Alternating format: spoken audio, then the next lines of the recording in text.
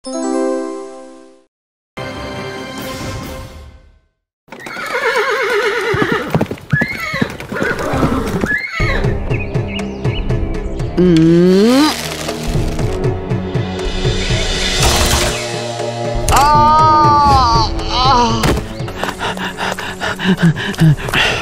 হায় হায়, আমি কি করলাম? আমাকে ক্ষমা করে দিন সাধু বাবা, আমি ইচ্ছে করে করিসনি, তাই তো? হ্যাঁ বাবা, চোখে রোদ লেগে আমি লক্ষ্যভ্রষ্ট হয়েছি। আপনাকে আঘাত করার কোনো উদ্দেশ্য আমার ছিল না, বিশ্বাস করুন। অন্যের জীবনের বিনিময়ে যে মানুষ আনন্দ পায় সে আসলে মানুষ নয়, সে পাথর। আমি অভিশাপ দিলাম, আজ থেকে তোর চোখে আর কোনো দিন রোদ এসে পড়বে না। তোর রাজ্য অন্ধকার হয়ে যাবে, অন্ধকার। আমাকে ক্ষমা করে দিন সাধু বাবা, আমার অন্যায়ের শাস্তি আমার রাজ্যকে দেবেন না। বাবা বাবা!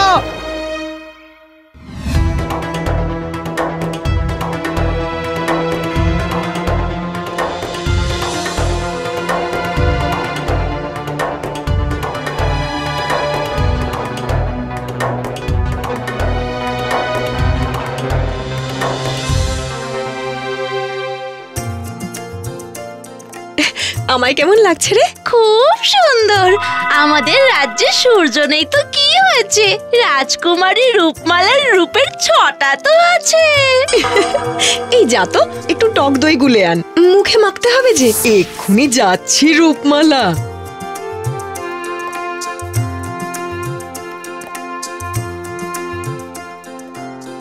রূপের ছটা তো নয়, ঘোড়ার ডিম। রাজ্যটা অন্ধকারে ডুবে আছে আর উনি ওদিকে রূপ চর্চা করছেন। ওই জন্যই তো রূপমালার আড়ালে আমরা তাকে আয়না কুমারী বলে ডাকি। চল চল, আয়না কুমারীর জন্য দই গুলে আনি।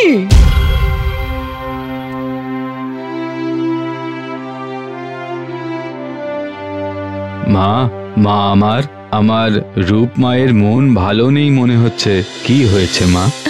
জানো বাবা, আমার আড়ালে সবাই আমাকে আয়না কুমারী বলে ডাকে। মন খারাপ করতে নেই মা, রাজ্যকে এই অন্ধকারে ঠেলে দিয়েছি তো আমি, এখন তো মুখ বুজে সব সহ্য করতেই হবে মা।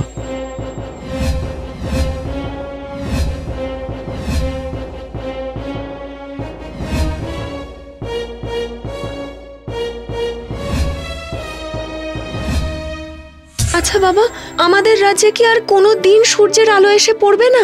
জানি না মা, সাধু বাবার সেই অভিশাপ থেকে কোনো দিন মুক্তি পাবো কিনা। আপনারা একটু শান্ত হন, রাজামশাই ঠিক এর একটা উপায় বার করবেন। সূর্য কি ওনার পাশের বাড়ির আত্মীয় নাকি যে তাকে ডেকে আনবেন? দেখতে দেখতে তো কত বসন্ত পেরিয়ে গেল, রাজামশাইয়ের পাপের শাস্তি আমরা কেন ভোগ করব? চাই না আমাদের এমন রাজা। আমরা আমাদের রাজ্যে সূর্যের আলো চাই। হ্যাঁ, রাজামশাই আমাদের সূর্যের আলো দিতে না পারলে উনি রাজ্য ছেড়ে দিক, আমরা নতুন রাজা নির্বাচন করব। সেই ভালো, এতদিন তোমাদের অনেক কষ্ট দিয়েছি, আর নয়। আমার জন্যই যখন সূর্য এই রাজ্যের উপর থেকে মুখ ফিরিয়ে নিয়েছে, তখন আমার সিংহাসন ছেড়ে দেওয়াই ভালো। এ কি বলছেন মহারাজ? আপনি চলে গেলে যে এই রাজ্য ধুলোয় মিশে যাবে। তাও ভালো, সেই ধুলোতে রোদ এসে পড়বে, তাতে জল ঢেলে চাষ করব। ঠিক বলেছিস, সূর্যের আলো নেই বলে যে চাষও হয় না এই রাজ্যে। আমি আপনাদের সবার কাছে অনুরোধ করছি, দয়া করে আমার বাবাকে এমন অপমান করবেন না। আমরা তো চেষ্টার কোনো ত্রুটি রাখিনি। আপনি চুপ করুন দেখি। দিনরাত আয়নার সামনে বসে সাজলে কি আর রাজ্যে সূর্যের আলো ঢুকবে? আয়না কুমারী দিনরাত আয়নার সামনে বসে সাজবে না তো কি করবে? অনেক অপমান সহ্য করলাম, আর পারছি না মন্ত্রী। তোমরা আমাকে 2 দিন সময় দাও, তার মধ্যেই আমরা এই রাজ্য ছেড়ে চলে যাব।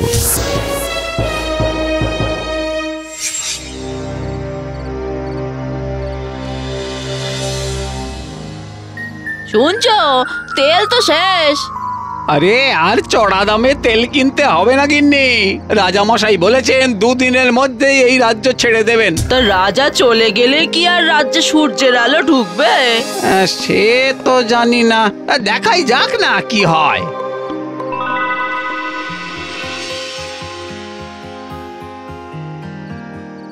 এগুলো আর সঙ্গে করে নিয়ে যাব না রে, এগুলো তোরা তোদের কাছেই রাখ। সত্যি? হ্যাঁ রে, শুধু আমার এই সাধের আয়নাটাকে ছাড়তে পারবো না, এটাকে সঙ্গে করে নিয়ে যাব। সে কি, ভালো ভালো জামা কাপড় ছেড়ে শেষে কিনা আয়না সঙ্গে নিয়ে যাবেন?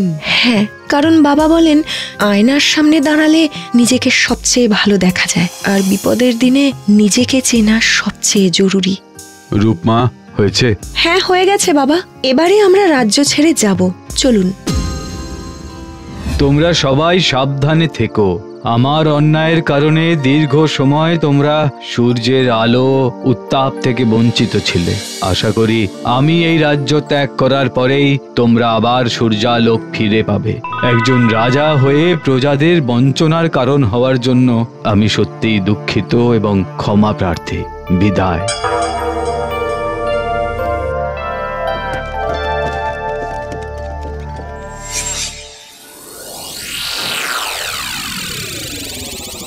কই এখনো আলো এসে পড়লো না তো? রাজামশাই তো রাজ্য ছেড়ে চলে গেছেন অনেকক্ষণ হলো।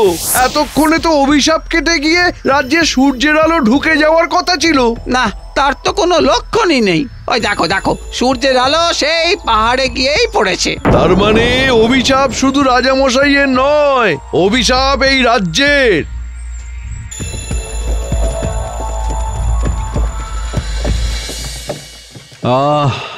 কতদিন পর সূর্যের আলো দেখলাম রে মা। যাই।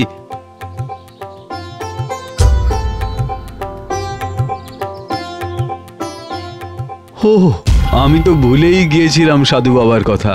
উনি বলেছিলেন আমার চোখে আর কোনোদিন সূর্যের আলো এসে পড়বে না।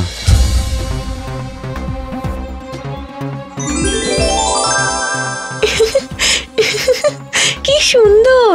এটা আয়না নিয়ে খেলার সময় নয় মা, আমাদের অনেকটা পথ যেতে হবে যে। না না বাবা, আমরা কোথাও যাব না, আমরা আবার রাজ্যে ফিরে যাব। সে কি, কিন্তু রাজ্যবাসী যে আমাদের আর চায় না মা। আমার জন্য যে তারা এতদিন অন্ধকারে ডুবেছিল, তাই তো আমরা সেখান থেকে বেরিয়ে এসেছি মা। রাজ্যবাসী সূর্যের আলো চায়, আর আমি তাদের সূর্যের আলো এনে দেব। সেটা কিভাবে? আরে চমৎকার, এ যে চমৎকার হয়ে গেল। হ্যাঁ, আয়নার সামনে দাঁড়ালে যে নিজেকে সবচেয়ে ভালো দেখা যায়, আর বিপদের দিনে নিজেকে চেনা সবচেয়ে জরুরি। মারে, তুই আমাকে এই অভিশাপ থেকে বাইরে আসার পথ দেখালি মা। ফিরে চল রাজ্যে, নতুন করে আবার জীবন শুরু করব আমরা। সূর্য আমাদের রাজ্যে ঢুকবে না তো কি হয়েছে, আমরা আয়না দিয়ে সূর্যের আলো রাজ্য পর্যন্ত নিয়ে আসব। চল চল।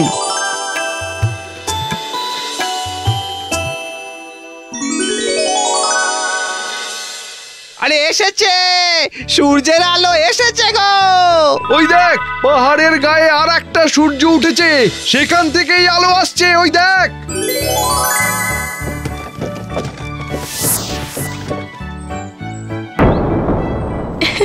সূর্য নয় গো, সূর্য নয়, ওটা আমার আয়না। নয়, হ্যাঁ, সূর্যের আলো ওই আয়নায় প্রতিফলিত হয়ে আমাদের রাজ্যে এসে পড়েছে। এবারে আমি ওই পাহাড় আয়না দিয়ে মুড়ে দেব, তাহলে এই রাজ্য আবার আবার আলোয় ঝলমল করবে, সব অন্ধকার ঘুচে যাবে। কি মজা, কি মজা, অন্ধকার ঘুচবে। আমি জানতাম মহারাজ, আমি জানতাম আপনি ঠিক একটা না একটা ব্যবস্থা করবেনই। আমি নই, সব করেছে রূপমালা। রূপমালার আয়না না থাকলে এই রাজ্যে আর কোনোদিন সূর্যের আলো ঢুকতো না মন্ত্রী। আমরা এতদিন আপনার আয়নার সামনে বসে রূপচর্চা করা নিয়ে অনেক ব্যঙ্গ করেছি, আমাদের ক্ষমা করে দিন রূপমালা। রূপমালা নয় রে, আজ থেকে আমি তোদের আয়না কুমারী। এই নামটাই ভালো। ভালো হলেই ভালো, কারণ তুই তো আমাদের রাজ্যের আলো। জয় মহারাজের জয়, জয়